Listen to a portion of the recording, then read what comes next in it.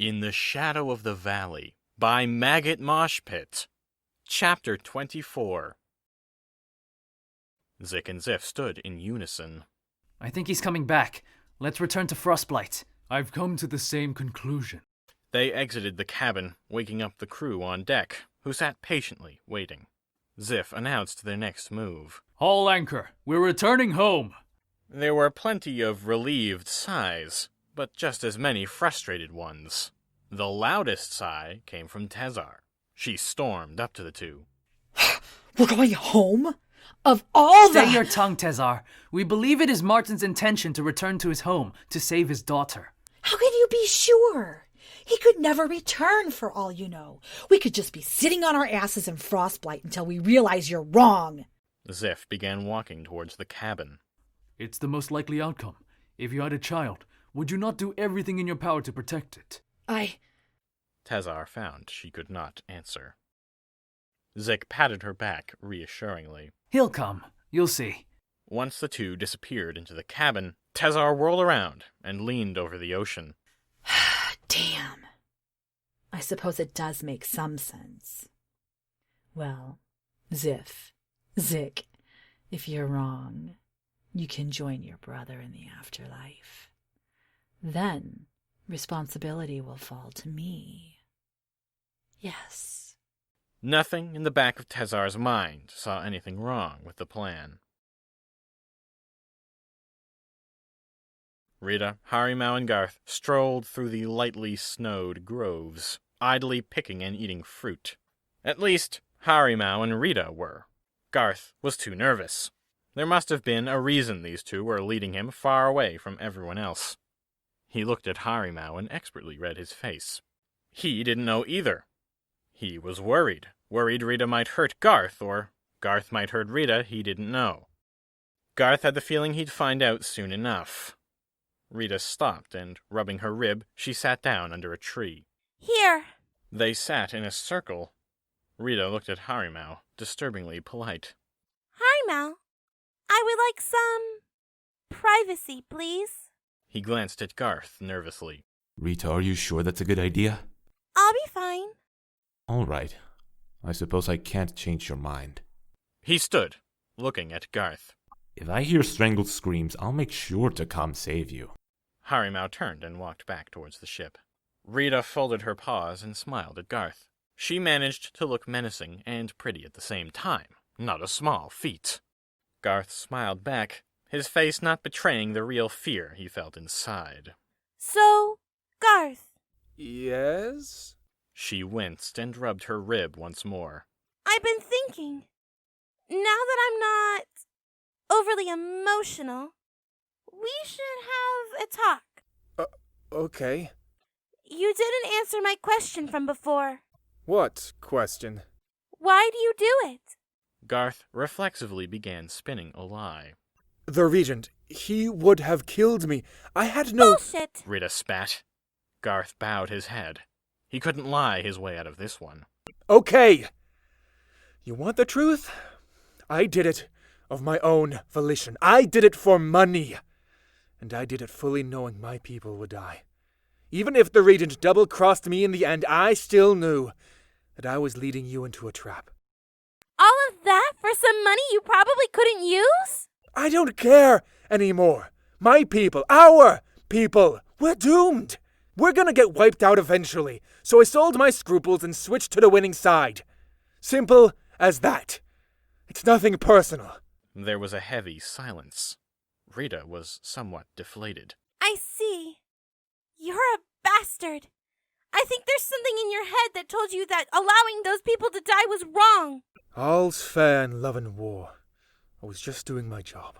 He tensed up for a moment, considering his words. Eventually, he sighed. I didn't like what I did to you. I had to have an ally in the camp. I'm sorry for that. If things were different, I would— Don't you fucking dare! What? I'm trying to apologize. You can't just— I'm still in love with that other Garth, but that crime doesn't even come close to the hundreds of dead soldiers you killed by leading us into that ambush. Tears streamed down her face. I know you don't care. That makes you evil. twisted. Don't you see? Look at yourself! A fox! A fox! Your brothers and sisters made up that army! My father shares your blood, and you stabbed him in the back! Another, heavier silence descended. Garth broke it. I know how you must be feeling. I lost my father to war too. Rita's breathing stopped. What do you mean? My father isn't dead!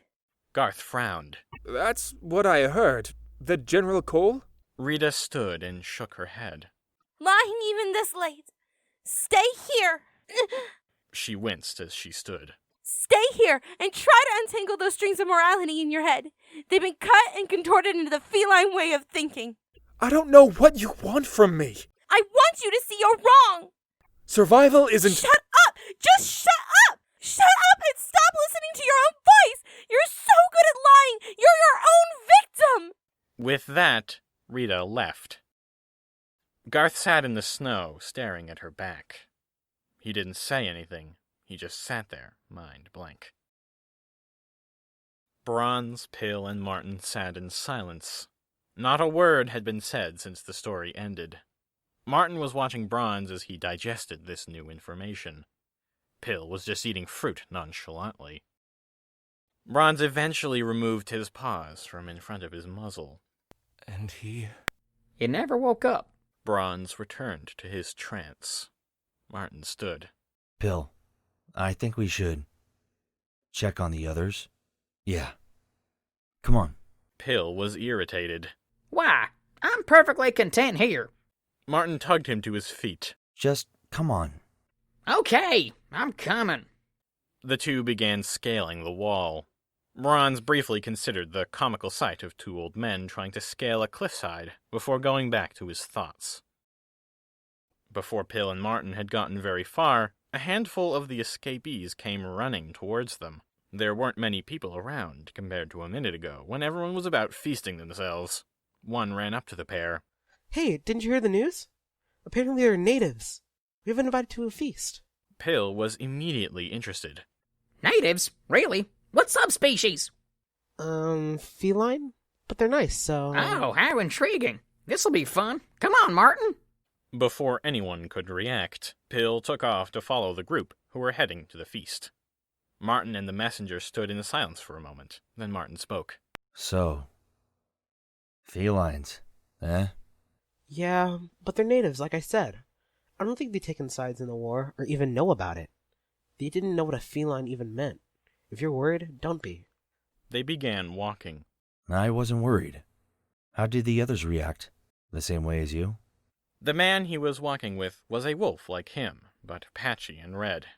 He looked young. Most of them did. Though a couple were suspicious. Beale, most of all.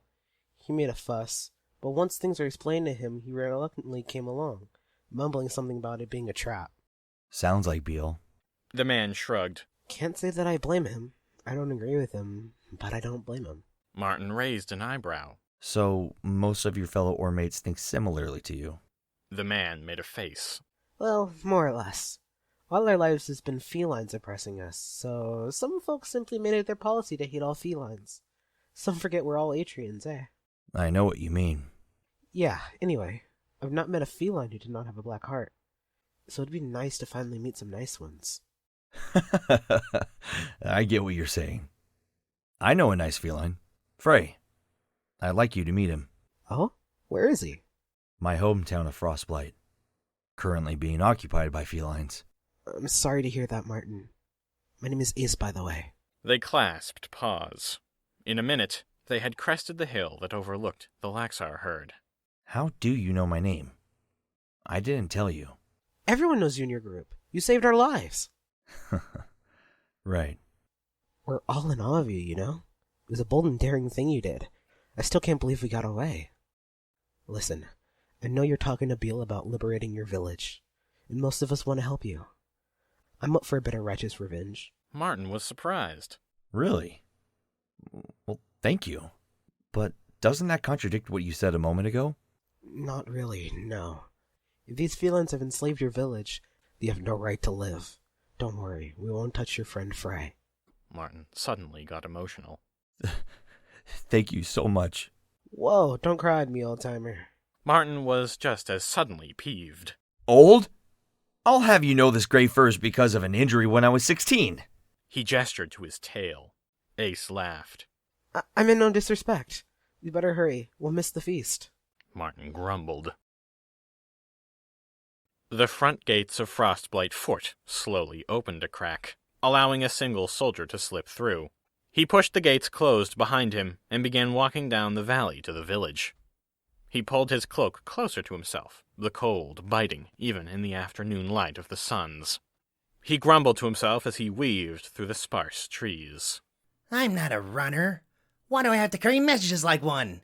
I'll run out of steam before I get anywhere. He reached the buildings, already feeling tired. He was the last runner to be dispatched, though he wasn't a runner. His name was Mulka, and he was a junior tracker. The investigator had run out of runners, so he sent Mulka to search the area Zik, Zif, and Zip were least likely to be found. The coast. He sighed. They won't be there. They didn't even go in that direction. I suppose that'll satisfy the regent. He spotted someone walking towards the smithy, holding a large object. No one else was around, since the noonday meal was in full swing, and everyone but Mulka and this figure were eating.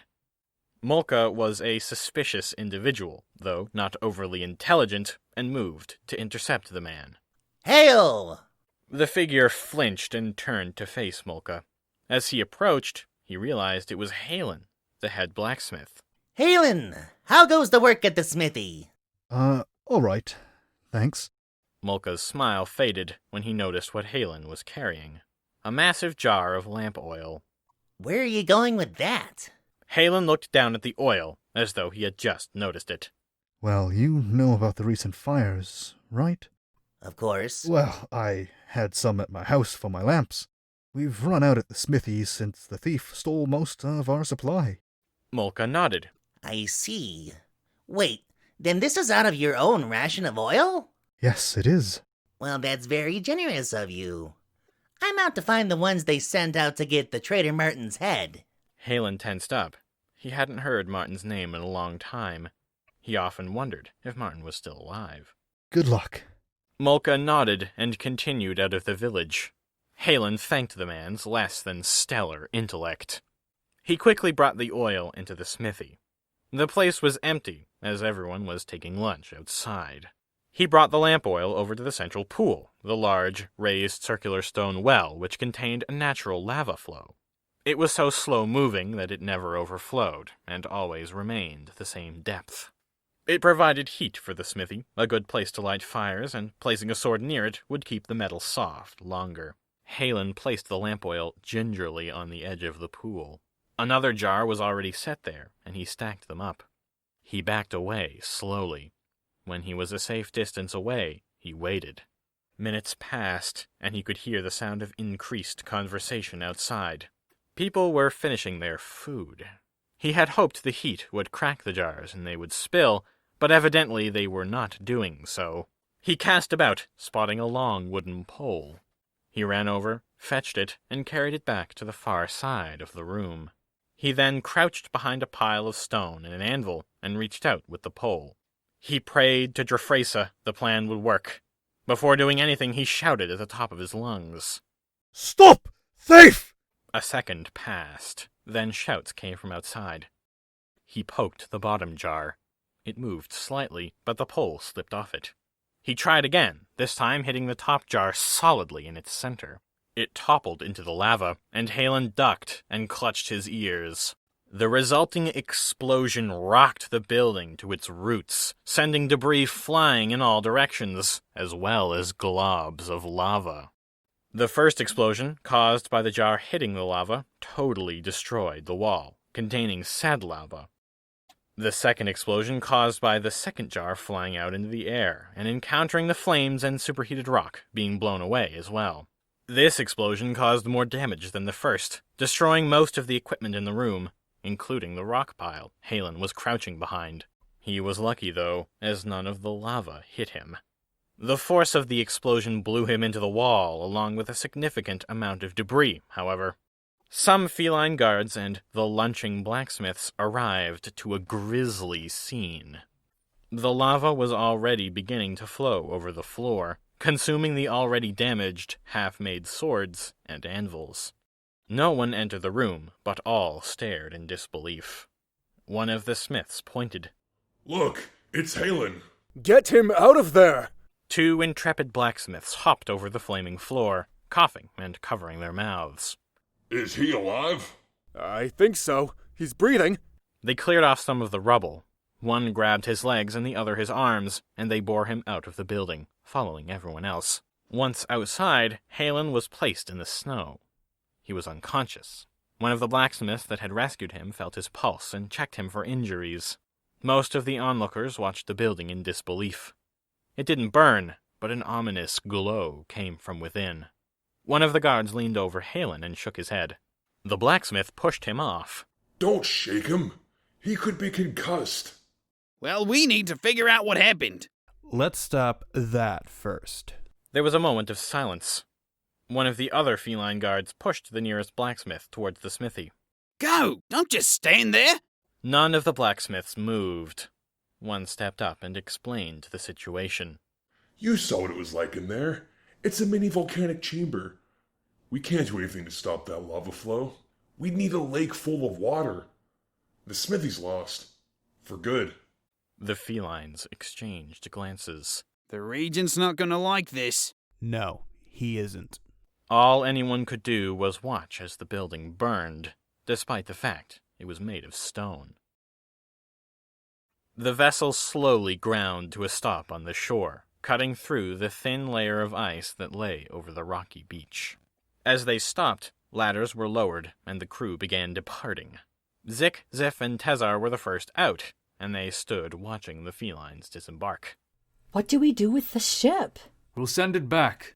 Tezar's mood was getting progressively worse. What? What happens when Martin doesn't show up, and we have no ship to search for him? What happens when Martin returns and finds our ship? He'll know we're waiting for him and plan his return accordingly. We can take him off guard if he doesn't know we've returned to the village. You're assuming he's going to come to us. Some trackers, you are. That's enough lip from you. Tezar held her tongue. The equipment and tools of war were lowered onto the ground. Weapons, armor, a few small carts, and plenty of food. Tezar picked out only a few faces from the original group that the Regent sent out. She wanted to turn around and snap at the 2, pointing out all the comrades that lay dead at Martin's feet. She knew she couldn't. Any more pushing might give away Zip's killer. Civi, Kull, Flasu, and Kathresh followed Elder Laurel into his study, a dusty little corner filled with books and pillows. The elder sat on a pillow and motioned for the others to follow suit. Sit down for a while, friends. Our meal will not be ready for a while yet. I believe it is time to tell you what's going on. Flasu sat and looked at the elder, something approaching disappointment in his eyes. Elder, how could you keep so much from us? I had no idea there were any outsiders. I never said there were none. You never said there were. You never. Okay, never mind. Go on. The elder turned to Kathresh. I'd like you to explain what a feline is to Flasu. If you would. Kathresh raised an eyebrow. Alright. She looked at Flasu, who looked at her expectantly.